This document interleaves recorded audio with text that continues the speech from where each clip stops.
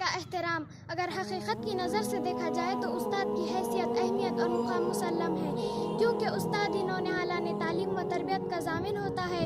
استاد ہی قوم کے نوجوانوں کو علم و فنون سے آراستہ پیراستہ کرتا ہے، اس قابل بناتا ہے کہ وہ ملک و قوم کی فلاحی ذمہ داریوں سے عہدہ ہو سکے۔ استاد جہاں نوجوانوں کی اخلاقی اور روحانی تربیت کرتا ہے، والدین بچے کی تربیت کرتے ہیں، جہاں استاد کے ذمے بچے کی روحانی تربیت کرنا ہے۔ قرآن کی روشنی میں اللہ تعالیٰ کی رہنمائی سے رسول اکرم صلی اللہ علیہ وسلم استاد اور صحابہ کرام ان کے شاگرد ہیں۔ صحابہ نے جو کچھ حضور صلی اللہ علیہ وسلم سے حاصل کیا اسے تمام تر جد و جہد کے ساتھ دوسروں تک پہنچا دیا۔ قرآن کریم میں ارشاد ہے، پیغمبر تمہیں کتاب و حکمت کی تعلیم دیتا ہے اور تمہیں وہ سب کچھ سکھاتا ہے جو تم نہیں جانتے تھے۔ حدیث کی روشنی میں احادیث حضور صلی اللہ علیہ وسلم نے استاد کو ایک اعلیٰ و رفیع مقام دیا ہے۔ حضور صلی اللہ علیہ وسلم کا ارشاد ہے، یعنی بے شک میں معلم بنا کر بھیجا گیا ہوں۔